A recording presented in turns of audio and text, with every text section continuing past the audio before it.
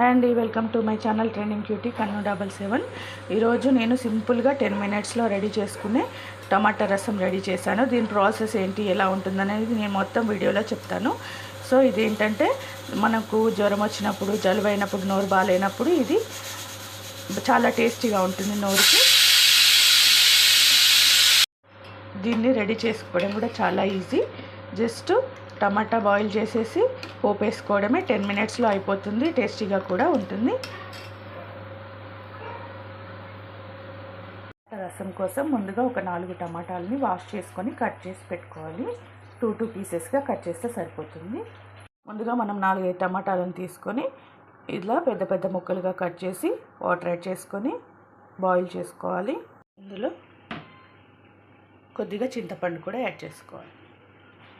చింతపండు కడిగేసి యాడ్ చేసుకున్నాక ఒక గ్లాస్ వాటర్ మనం ఉడకబెట్టుకోవడానికి ఇందులో యాడ్ చేసుకొని కొద్దిగా పసుపు వేసేసి బాయిల్ చేసుకోవాలి. ఒక 5 మినిట్స్ బాయిల్ అయితే సరిపోతుంది రసం తీసుకోవడానికి.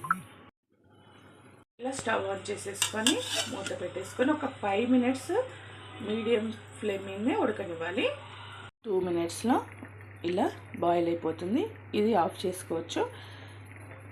ఆఫ్ చేసుకొని ఒక 5 మినిట్స్ ఇలాగే మూత పెట్టి ఉంచేసేయాలి. టమాటా అనేది బాగా మగ్గి దానిలో పీల్ అనేది ఈజీగా వస్తుంది. ఇప్పుడు స్టవ్ ఆఫ్ చేసుకున్నాను.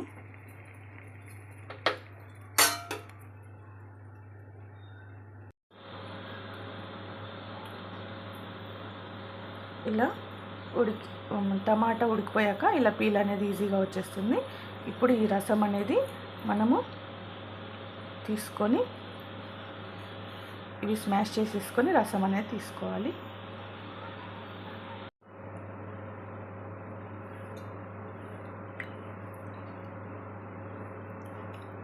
ఓన్లీ ఇలా జ్యూస్ తీసుకొని ఇవి పడేసేసేయాలి.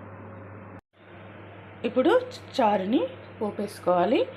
ముందుగా గిన్నె పెట్టేసుకొని కొద్దిగా ఆయిల్ వేసేసుకొని మినపప్పు, జీలకర్ర, ఆవాలు పోపుకేసుకోవాలి. తర్వాత ఆనియన్, పచ్చిమిర్చి కూడా వేసేసుకోవాలి.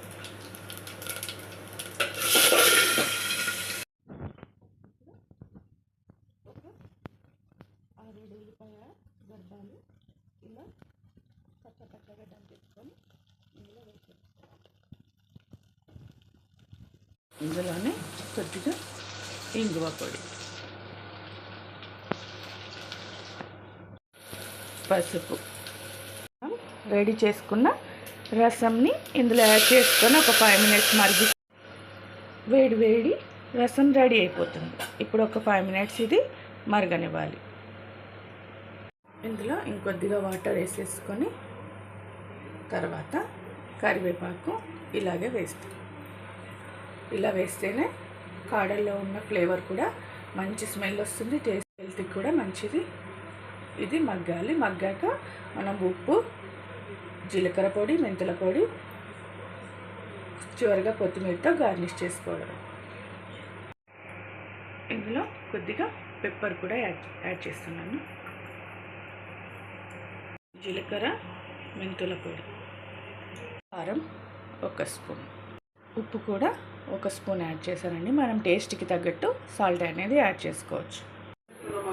రసం అనేది ఇలా మరుగుతుంటే కొద్దిగా బెల్లం కూడా యాడ్ చేసుకోవాలి.